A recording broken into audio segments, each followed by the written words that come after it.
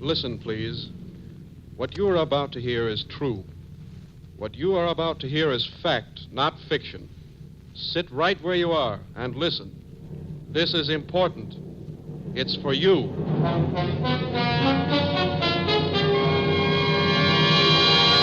The Columbia Broadcasting System presents They Live Forever.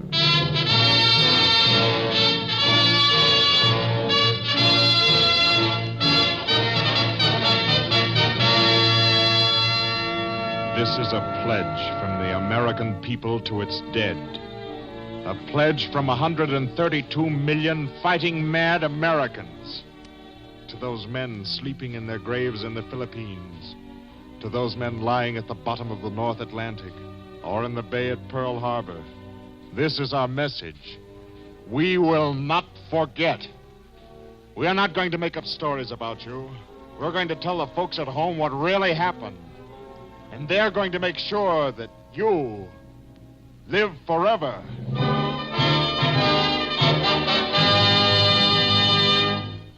Killed in action. Sergeant George Ganem, Savannah, Georgia.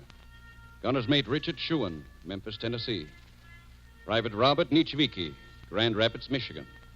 Private George Zappala, Roslindale, Massachusetts. Technical Sergeant Herman Reese, Menominee, Michigan.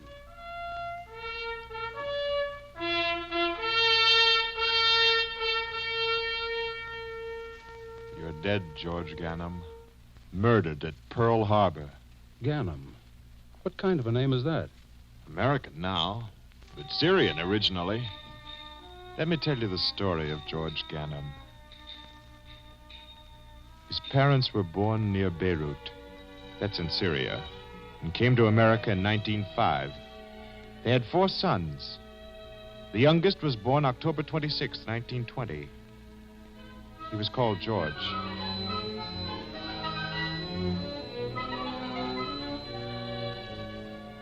As a kid, George Ganem liked photography and chemistry. He was a pretty good football player, and he liked to build model airplanes.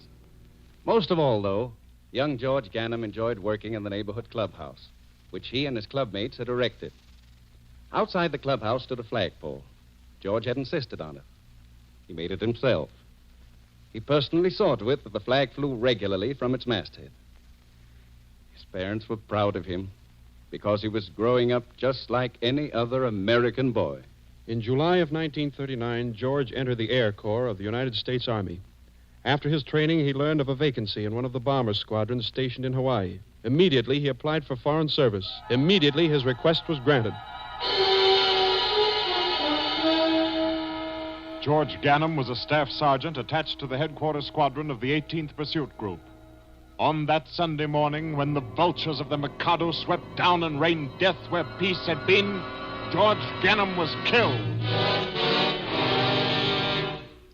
We won't forget that Sunday morning, George Ganem.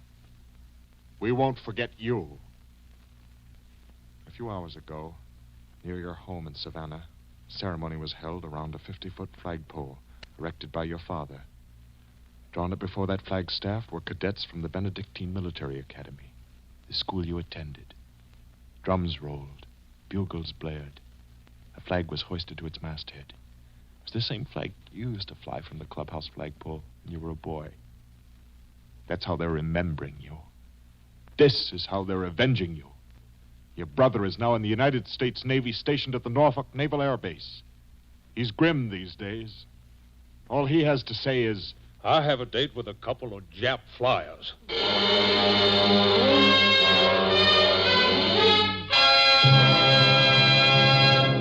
To the west, 9,880 miles from the Capitol Dome in Washington, is a narrow neck of American soil. It's not big, about 20 miles wide, 45 miles long.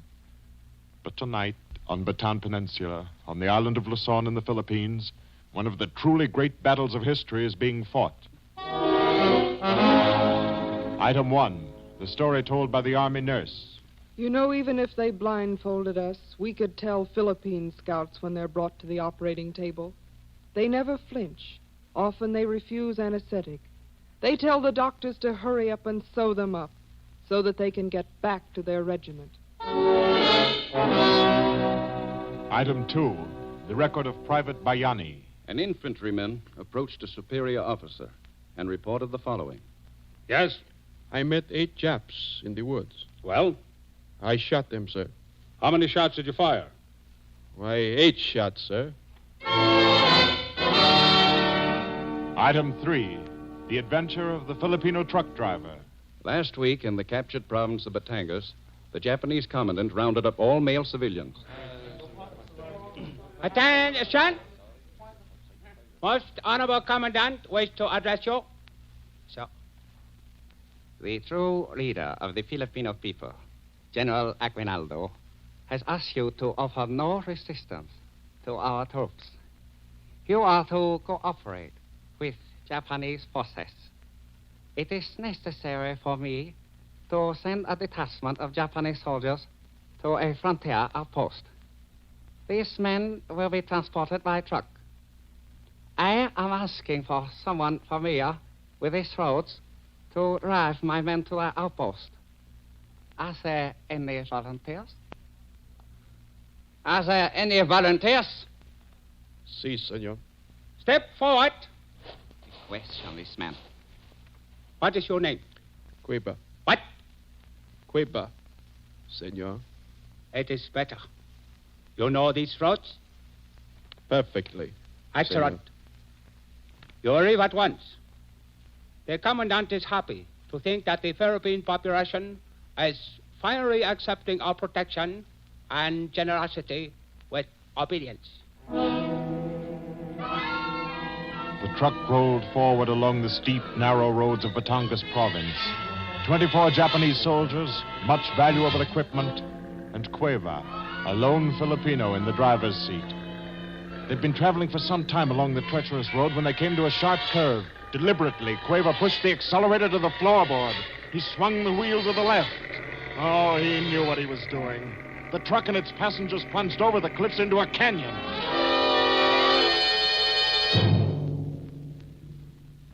11 Japanese soldiers were killed, the others seriously injured.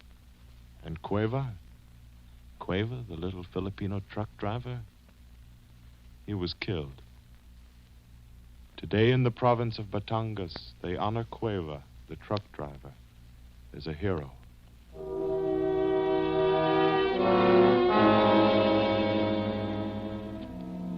These are true stories of men who are fighting in the Philippines with MacArthur. This week, the people of the United States are honoring Douglas MacArthur, commanding general of all the United States Armed Forces in the Far East. In saluting his men, we pay tribute to him. But today, tribute alone is not enough. We must do more.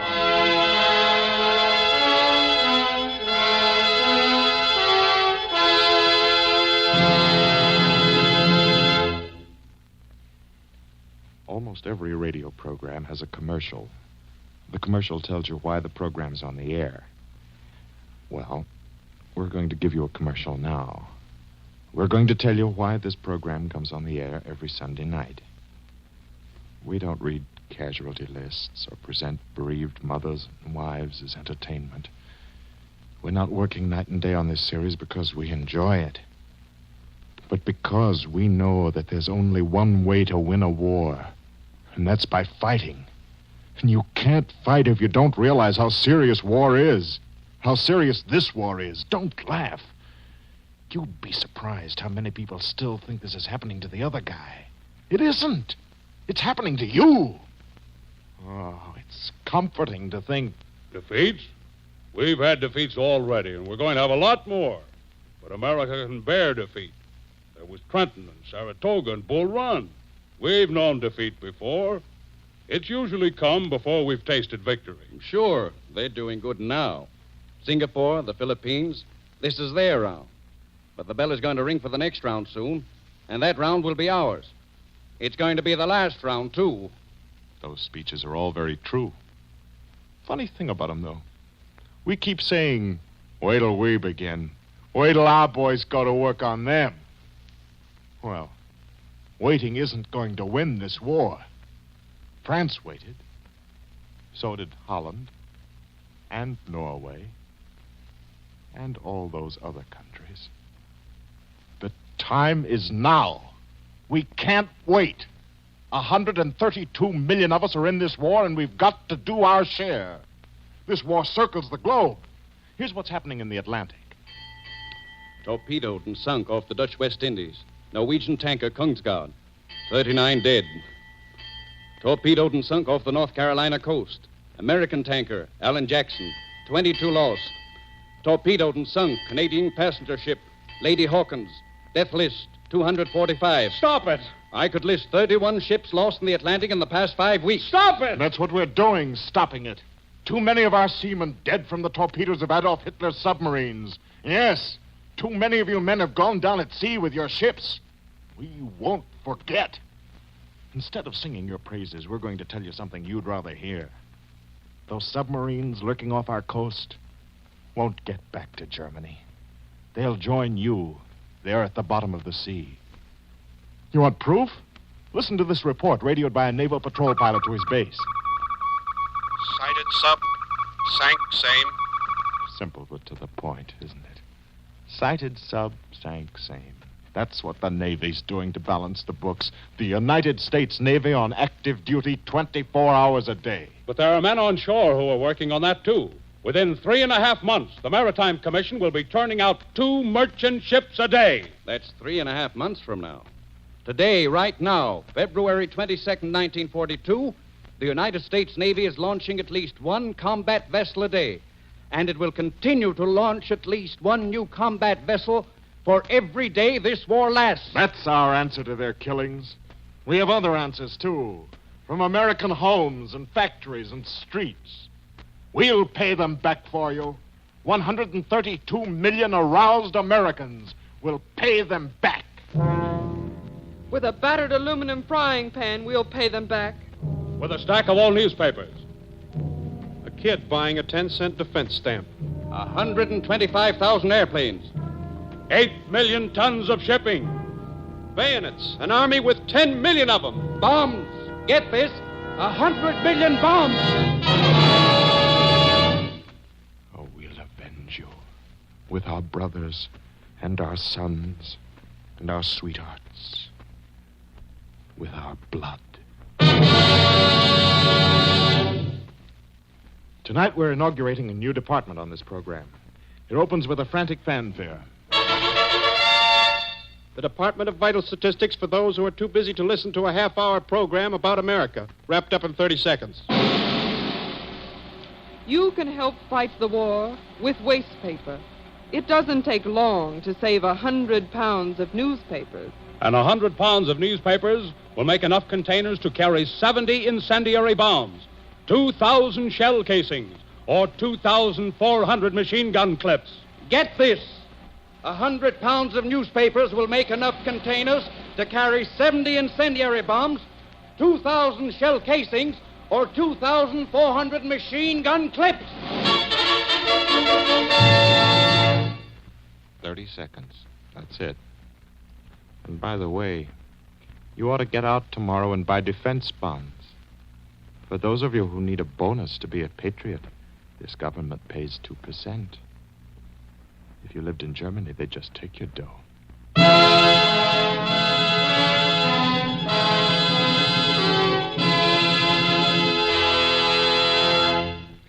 Ladies and gentlemen, the man I'm about to introduce is not a public speaker, nor a public official. He can best be described as an American from the state of Tennessee. He's a veteran of the last war, a veteran you've all heard about. Through special facilities direct to WNOX, Knoxville, Tennessee, we present Sergeant Alvin C. York. It's not an easy thing for a man to make up his mind to go to war. I well remember the doubt and confusion I felt about going to the last one. For war means more than uniforms, marching and band music. It means facing death and suffering. And what's almost worse, it means carrying death and suffering to others. We Americans never wanted any part of this war. We did our best to keep out of it, but it was not left up to us. War was forced on us when we were treacherously ambushed at Pearl Harbor. So against our will, we are now in a desperate battle to keep for ourselves and our children the freedom our grandfathers fought and died to win. Whether all of us realize it or not, we are fighting for life itself. Thou shalt not kill is written in the Bible. Here in America, we've always tried to follow that commandment. Our enemies have denied us the right to follow it.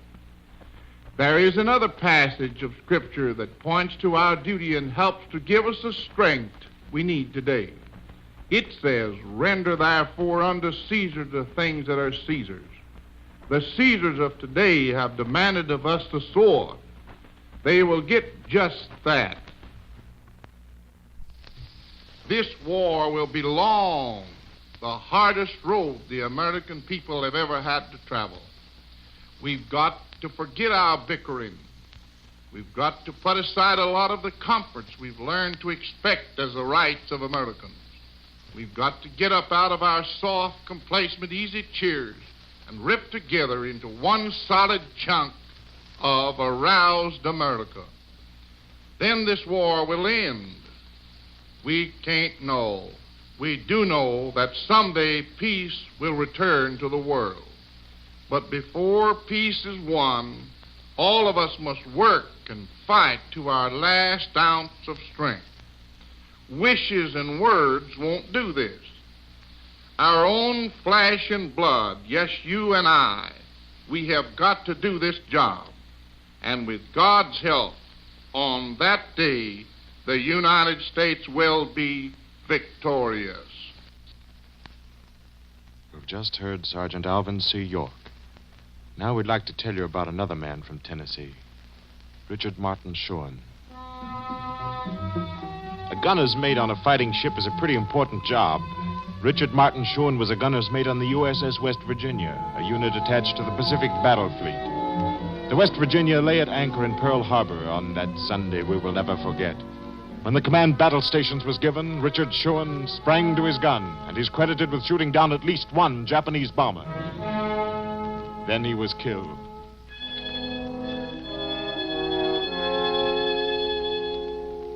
They remember you, Dick. Sure. Knew him well. Did a 5-year hitch in the Navy. Gee, he was wrestling champ of the ship. A swell-looking guy. I remember Dick. He had blue eyes and his hair was blonde. I guess he was about 22. Yes, he went to Humes High School when he was a kid. Everybody liked him. That's all we have to tell you from here. Richard Martin Scheuns lived in Memphis, Tennessee. For the rest of the story, we take you there. This is WREC in Memphis. Seated across from me is a man. I'd like to let him talk. 24 years ago, I was a top sergeant in the 1st Regiment of the King's Guards of the Imperial German Army. Originally, the regiment was from Stuttgart, but I fought for 3 years in Belgium, in France, in Russia, Poland, and in Italy. I was wounded 7 times. For that, they gave me the Iron Cross 1st class, also the Iron Cross 2nd class. When the war was over, I left Germany and came to America. I have been a citizen for 5 years now. I am proud to be an American. I love this country. My name is Richard Martin Scheuns, Sr. I'm the father of the boy you just heard about. He was my only son, but his mother and I are proud that he fought and died for this country. Lots of parents are not privileged like we are. We have no regret. Thank you, sir. That's not a story. That is truth.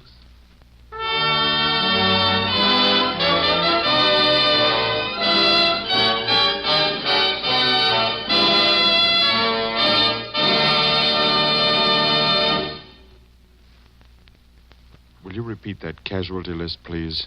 Slowly this time. We don't want to miss any of those names.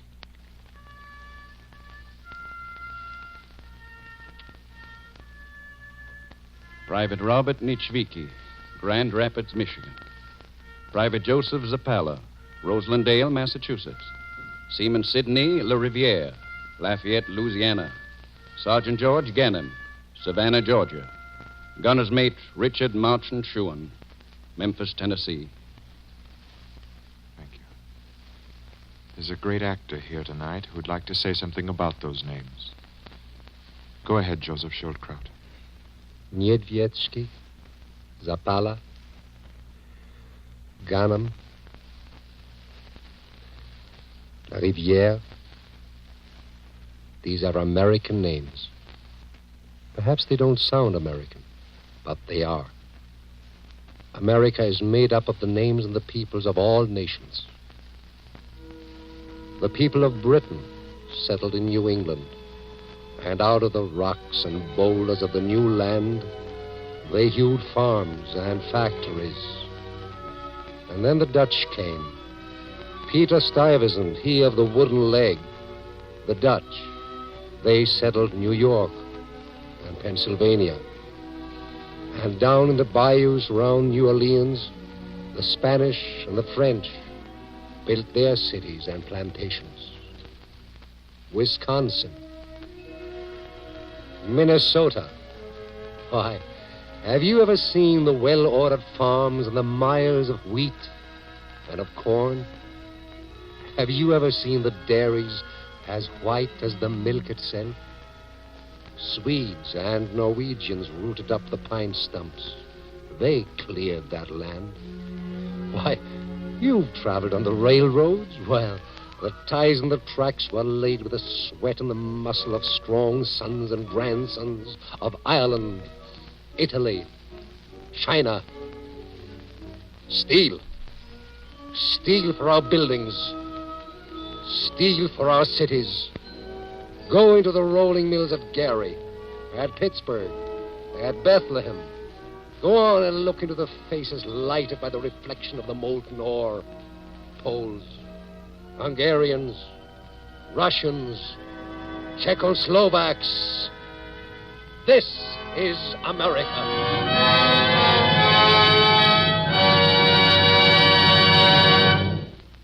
America. A blending of the freedom lovers of all nations. Yes, Niedwiecki, Zappala, Scheuns, they or their fathers or their father's father came here longing for what they were denied. The right to live free. Yes, citizens by preference. Why, these people came not only to accept that freedom, no, but to fight, to preserve it. The battle standards of our armies honor their names. Names of men who fought at the founding of our country. Thaddeus Kosciuszko. Frederick von Steuben. Kashmir Pulaski. Marie Joseph Paul Lafayette. Those men came from warm homes, yes, and great estates to fight in the wilderness for freedom. Those who don't have it know best what freedom is. They knew freedom once in Czechoslovakia. They laughed there. They danced the mazurka. They knew freedom once in Vienna. Why, they sipped their coffee, danced waltzes, sang, laughed, listened to the music of Beethoven, of Mozart, of Johann Strauss.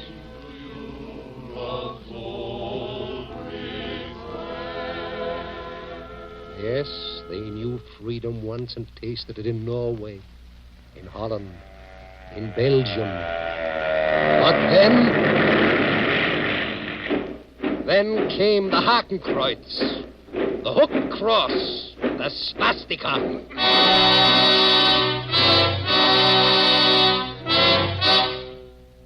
Today, they do not dance in Czechoslovakia. No.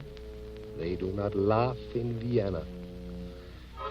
In Europe today, there is no freedom. People are silent, bitter, waiting. And their wait is not hopeless. No, America has not forgotten von Steuben and Kosciuszko. No, America will not forget the Scheuns, the Gannams, and all the others. No, our liberty will be their liberty. America is made up of people of all nations who came here because they were devoted to that one cause, freedom. Today, not only Americans, no, but their brothers and cousins in all parts of the world are fighting for freedom.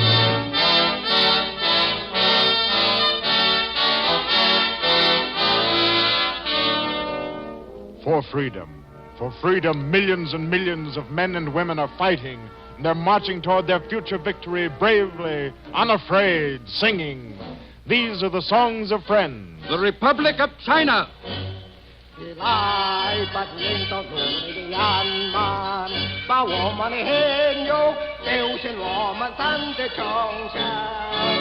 China has been at war since 1931. 2 million men marched to their death, singing a song of vengeance. Today, China has 5 million under arms, 10 million more in training, and these 15 million soldiers are singing this song as they march with the friends of freedom. Rise, ye who refuse to be bond slaves, with our bearing flesh and blood, let us build a new great wall. China's masses have missed the day of danger. March on, brave the enemy's gunfire. March on, march on, march on. The Kingdom of Yugoslavia. Yugoslavia's mobilization was never completed. Almost 500,000 of their people have been murdered by the Nazis. But today, harassing the flanks of Adolf Hitler, 150,000 Chetniks are still fighting in the hills, battling for their country, for their lives, for freedom. During brief moments of rest, these guerrilla fighters sing this song.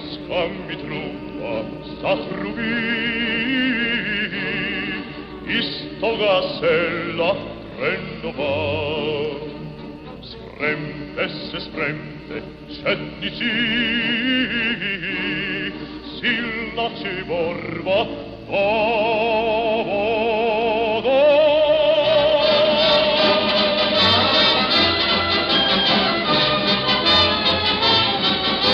The Commonwealth of Australia. In this war, as in the last war, no one fights more valiantly than the Anzacs.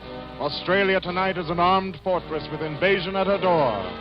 Even as the Anzacs fight, they sing, Waltzing Matilda, waltzing Matilda, you'll come a waltzing Matilda with me. And he sang as he watched and whited till his billy boiled. You'll come a waltzing Matilda with me. Waltzing Matilda, waltzing Matilda. The Soviet Union. Almost 3 million Russians killed or wounded. Over 10 million men under arms. 10 million men sweeping across the snows to victory. They sing, too, those Russians, the song of the machine gun. You're a beauty and a prize. With a mountain with the quickly rise. The United States of America. Buckle down, you Yankees, buckle down. You can win, you Yankees, if you buckle down.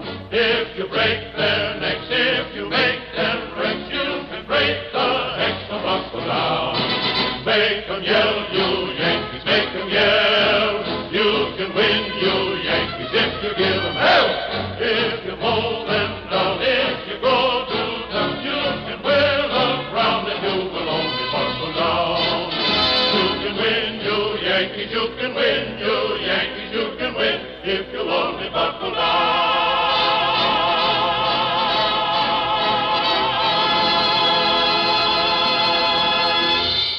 Well, this radio program is just about over.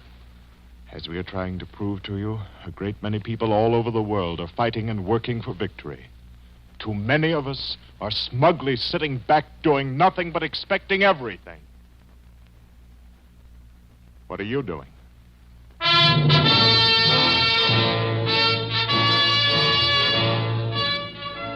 The next of kin of all heroes mentioned tonight have been informed by the proper authorities.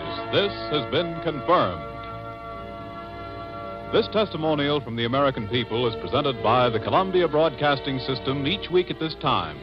Barry Kroger is your narrator, with words by Howard Teichman and Jerome Lawrence, music by Lynn Murray, and production by Charles Vanda. This is the Columbia Broadcasting System.